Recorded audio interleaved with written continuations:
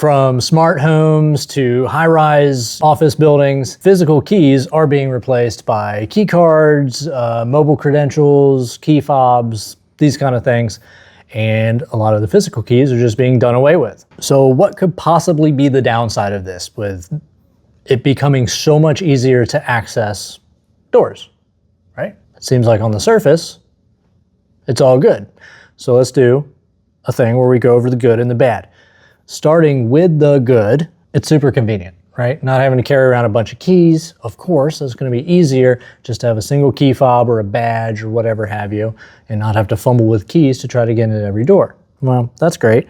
You also have no more rekeying costs, which for the property owners is going to be a huge investment. I think we've talked about this in other videos where, you know, if you have to rekey a whole building, it can cost thousands and thousands and thousands and thousands of dollars, depending on the size of the property.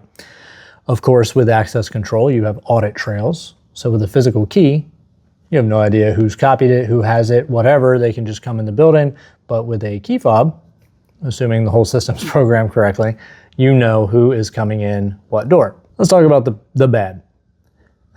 So, access control credentials can be cloned, but unlike a key, you can immediately terminate access to that particular credential number, which means that won't work. No matter how many times somebody clones it, they can clone that fob or badge 1,000 times. If you've deleted the number that is assigned to that badge, no matter how many copies they have, they will not work. However, if they make 1,000 copies of a key and give it to all their friends, you have to change all the locks.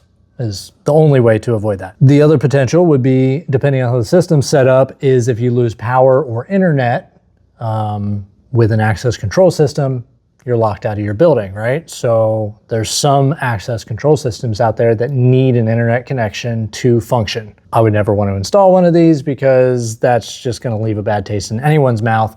And though we have pretty good internet in the US today, it still goes out. And then you don't want to be locked out of your building, so that's just dumb.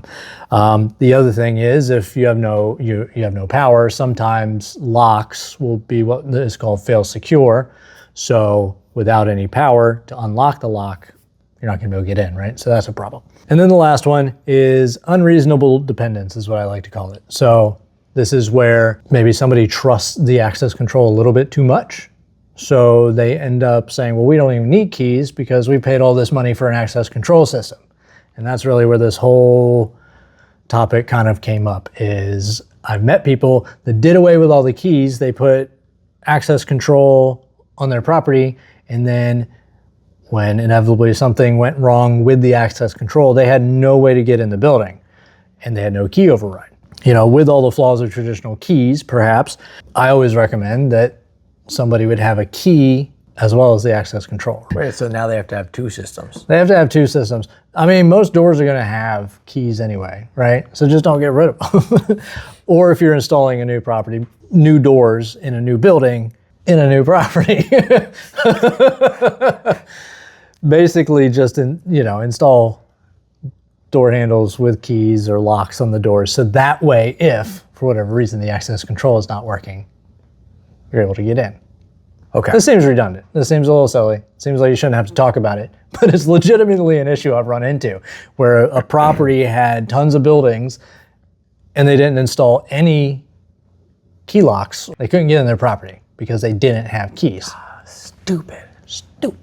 Say like 100 people that need access to a building and you give everyone a key. That defeats the purpose of the access control system. What I'm saying is management of the building can have a key. So that way in the event of an emergency, you can get in and access the property while still allowing everyone else to enjoy all the benefits of having the access control system. There is one caveat with this. If you have a maglock on the front of your building, you can have a bunch of keys to that door and it's not going to do you any good. Access control is amazing and evolving fast, but as we move further into a keyless world, maybe leaving the key behind isn't such a great idea altogether. Drunken Friday nights aren't the only thing you need a plan B for. There's one thing I would like to add to that. And that is, if you enjoyed this video, like it so we know, and share it so your friends know. bye.